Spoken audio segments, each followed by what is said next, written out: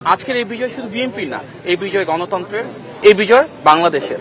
BNP সরকার জনগণের সেই প্রত্যাশা প্রতিপালনের মাধ্যমে জবাবদিহিমূলক, স্বচ্ছ এবং জনবান্ধব সরকার ইনশাল্লাহ নিশ্চিত করবে।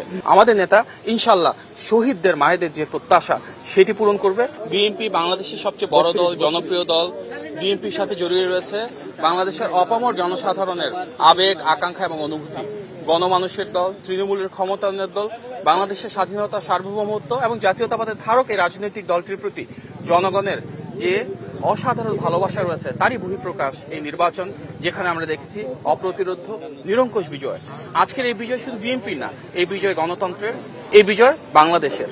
আমরা বিশ্বাস করি জনগণের যে আস্থা, সমর্থন এবং ভালোবাসা আমাদের নেতা জনাব তারেক রহমান পেয়েছেন, ইনশাল্লাহ ভবিষ্যতে একজন প্রধানমন্ত্রী হিসেবে তিনি এই বাংলাদেশের প্রতিটি মানুষের অধিকার এবং স্বাধীনতা নিশ্চিত করবেন।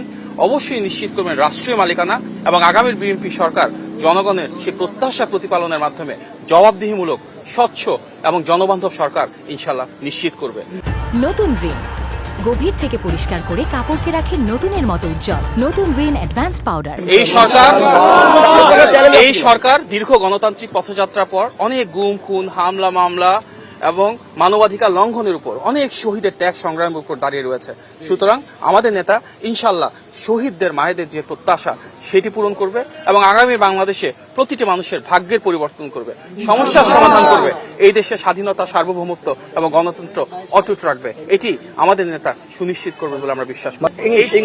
It's the victory of the people of Bangladesh, and we are very confident this democratic transition will ensure a free land again where every citizen's rights and freedoms will be protected, and together we're going to ensure inclusive development, human rights, rule of law and freedom of expression for Bangladesh to complete this democratic transition through free, fair and credible elections that everyone anticipated, and we want that this will stand as the empowerment of the people. Thank you. We are grateful for that. This is a gracious gesture, and of course as the global leaders continue to pour with congratulations and greetings, we'll of course ensure it's reciprocal, and our leader will respond in due time. Thank you.